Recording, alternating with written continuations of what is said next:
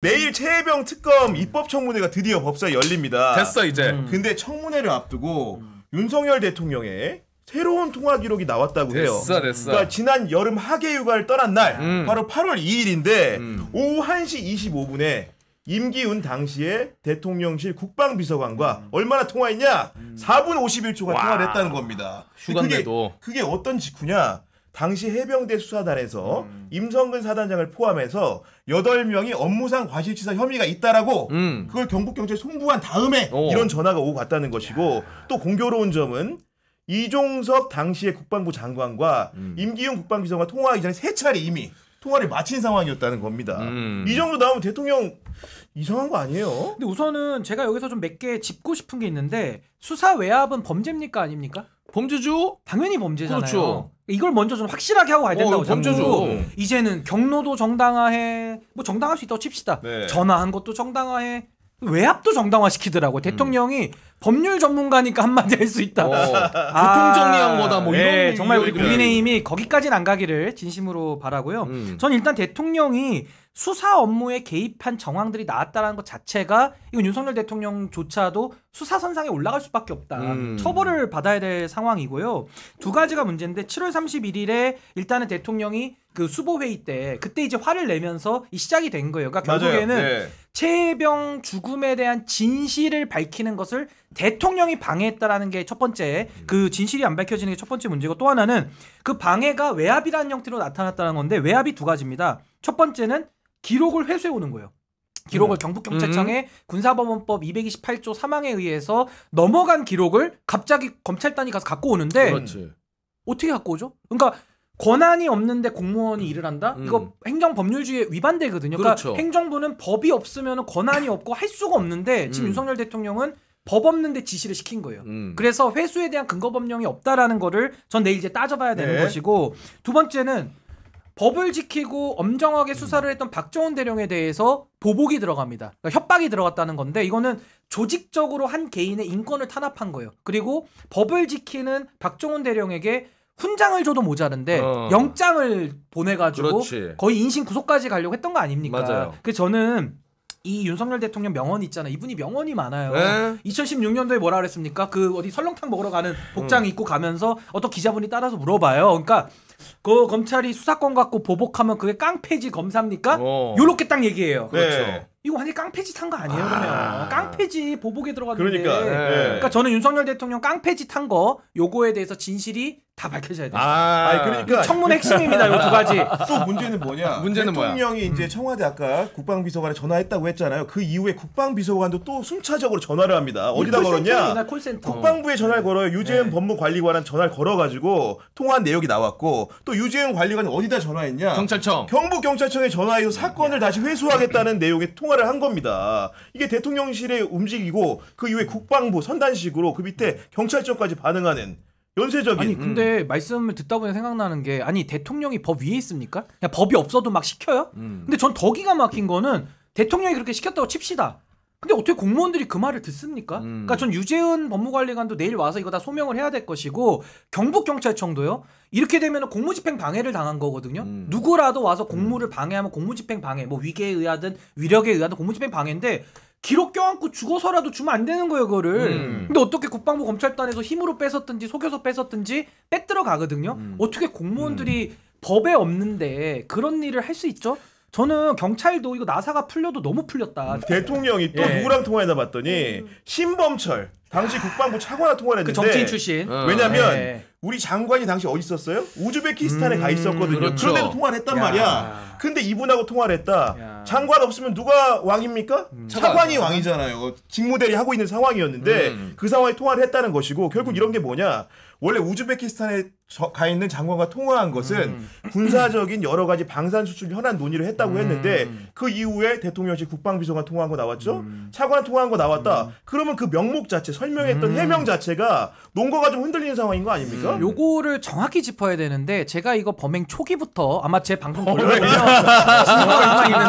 증거 남아 있는데 제가 초기부터 많은 분들이 얘기할 때 핵심이 누구냐? 전 신범철 차관을 봐야 된다. 제가 그렇게 얘기를 했어요. 신범철 차관. 저랑 같은 신신 아니지만 네. 신범철 차관. 왜 그러냐? 이 법무관리관이라는 직제를 보시면 국방부 직제에 관한 규정을 보면 법무관리관이 장관을 보좌할 것 같죠? 그렇게 안 돼 있습니다. 차관을 보좌한다라고 돼 있어요. 아, 법무관리관이? 법무관리관이 유재은이 신범철을 보좌한다 이렇게 돼 있거든요. 그래서 그렇군요. 제가 그 고리를 딱 발견한 다음에 이거 장관은 외국가 있었는데 그때는 이제 통화기록 나오기 전입니다. 그래서 제 상식적으로 야 그럼 장관이 비어 있으니까 차관이 이 당시에 이제 조율을 했겠다, 코디네이터를 했겠다, 요렇게 생각하면서 당시에 신범철 차관 수사해야 된다 이랬는데 이분이 선거를 나가니까 수사가 안 이루어졌어요. 근데 이제는 선거도 떨어졌고 민간인이 됐습니다. 그렇죠. 그래서 예. 저는 신범철 차관 대통령이 또 전화도 넣었더만요. 맞아요. 네. 완벽합니다. 저 신범철 차관을 중심으로 수사를 하고 유재현 관리관이 어떤 지시를 받아서 직속 상관이니까 여기가 저는 이 모든 고리를 푸는 제일 핵심 키가 될 것 같아요. 신범철 차관이 이종섭 장관은 군인 출신이고 아는 인맥도 별로 없어요. 뭐 알아봤자 김용현 그 경호처장 정도 아는 거예요. 인맥이 적은데 이 신범철 차관은 이쪽에서 활동을 많이 했고 정치인이다 보니까 안보실에도 아는 사람이 있어, 행정관도 알아, 국방부, 검찰단, 또 경찰, 이 코디네이터가 되는 거예요. 그렇죠. 이 조직이 되는 겁니다. 그래서 저는 신범철 차관이 어디까지 개입했는지 여기를 수사하면 진실에 접근할 수 있다. 이게 핵심 고리다. 근데 요즘에 전화 기록이 나오니까 너무 저도 기쁜 거예요. 아 이게 뒷받침이 되는구나. 네. 내 예상이 틀리지 않았구나. 근데 여기 말했던 네. 그 중요하게 얘기했던 신범철 차관과 통화한 사람 중에 또 중요한 사람이 하나 또 누가 나오죠. 있습니까? 이시원 전 대통령실 봐봐. 공직기강 다 나오잖아요. 비서관이 여기 다 나온다. 신범철 여기. 차관과 통화를 했고 이 공직기강 비서관 어떤 사람입니까? 출신이 어디죠? 검찰 아니요? 검찰. 검찰이잖아. 그 대통령과 굉장히 문제 가까운 있으면 사이로 검찰, 알려져 검찰이야. 있잖아요. 모를 때 검찰 찍으면 검찰 돼. 생각하면 돼, 다 그냥. 검찰입니다. 근데 이분이 유재은 법무관리관하고 통화를 했고 예. 신범철 차관하고도 했고 야. 임기훈 국방비서관하고도 했다는 겁니다. 그 심지어는 8월 2일부터 야. 9일까지 여러 가지 회수로 바쁘게 돌아가던 시기에 유재은 국방부에 있는 관리관과는 몇 차례 통화한 줄 아십니까? 몇 차례? 5차례 통화했더라고요. 아니 앵커님 저 네. 궁금한 게 도대체 7월 31일부터 8월 2일까지 뭔 일이 있었길래 그날 우리 잼버리 했던 때거든요. 8월 2일이 잼버리 개영식 할 때인데 뭔 일이 있었길래 전화를 무슨 콜센터예요 뭐예요. 전화를 어떻게 이렇게 수십 통 수백 통을 합니까? 이게 정말 기지국이 그날 불났을 것 같아요. 제가 볼 때는. 아니 저는 너무 궁금한 게 심각합니다, 이게. 우리 장 의원님 같은 경우에는 우리 대통령, 진짜 대통령이 국정 최고 책임자다 보니까 전화를 그것도 개인 사적인 폰으로 전화를 한다. 이런 문재인 대통령한테 그런 전화 받아본 적 있습니까 없습니까? 아유, 안타까울 수 없습니다. 국회의원이 돼도 못 받아요. 직통 전화. 아니 제가 안 네. 그래도 이거를 보면서 와, 이 윤석열 대통령이 이거는 진짜 열심히 일했구나. 그러니까 네, 제가 그런 얘기를 하거든요. 아니 착한 일에는 네. 게으르고 나쁜 일에만 부지런한 거예요. 제가 볼 때. 그러니까 이게 저희가 무슨 네. 뭐 예산 하나 달라면 물론 그렇게 하긴 해요. 네. 과장한테도 전화하고 그렇죠. 부장한테도 전화하고 열심히 하시는 거고. 네, 작가한테도 그거 착한 일 전화하고 하신 이렇게 거고. 네. 다 하죠. 근데 야 윤석열 대통령이 이거는 정말 절실했나 보다. 이 범행이잖아, 범행. 왜 이렇게 봐봐요. 예산 따로 간다. 목적과 필요가 그러니까. 있을 때만 이렇게 전화 열심히 하는 거예요. 원래 사람이라는 게 맞잖아요. 오늘도 슈퍼챗 들어오니까 우리 열심히 하잖아. 혼신을 다하잖아요. 거의 오늘은 투혼 수준이야. 투혼입니다. 투혼인데. 아 진짜 이게 너무 아니 근데 그래서 신기한 네. 거죠. 왜 윤석열 대통령은 이 건에 대해서 이렇게까지 그러니까 경로로 이게 다 설명이 되나? 그 목적이 그냥 왜 그랬을까? 임성근 누구기 어떤 그러니까 관계고 존재길래 본인에게 친척인가? 왜 그러는 거예요? 이렇게까지 하나? 저는 그래서 궁금한 게 결국 대통령의 개인 폰 통화 내역이 전부 다 공개된 게 아닌 상황에서 지금 보면은 우리 박정훈 대령의 재판에서 통화 내역 조회를 해달라는 재판부에 대한 요구가 있었잖아요. 만약 그게 나온다, 뭘 봐야 되냐? 저는 그 아까 말한 대로 이종섭 장관한테 전화를 걸기 전에 누가 대통령과 통화했는지를 살펴보는 게 중요하다. 그 전통화. 전통화가 중요하다. 왜냐하면 대통령이 그날 8월 2일부터 학예 휴가를 떠나다 공표를 해놨기 때문에 집무실엔 출근을 안 한 상황이란 말이에요. 그렇기 때문에 개인폰을 쓸 수밖에 없는 상황이었고 분명히 그 뭔가 그 사건을 보냈다라는 걸 알게 된 경위 임성근이 거길 갔다. 누군가가 억울하게 구명을 했다면 그 시점에 전화를 하지 않았을까. 그렇기 때문에 연쇄적으로 장관과 비서관에게 전화를 걸지 않았을까. 이런 의심을 아니 해보는 그러니까 겁니다. 요 핸드폰을 압수수색을 해야 되는데 공수처가 수사는 한다라고 말은 잘해. 말은 잘하는데 행동을 안 해요. 아니 어떻게 된 게 수사의 ABC가 뭡니까?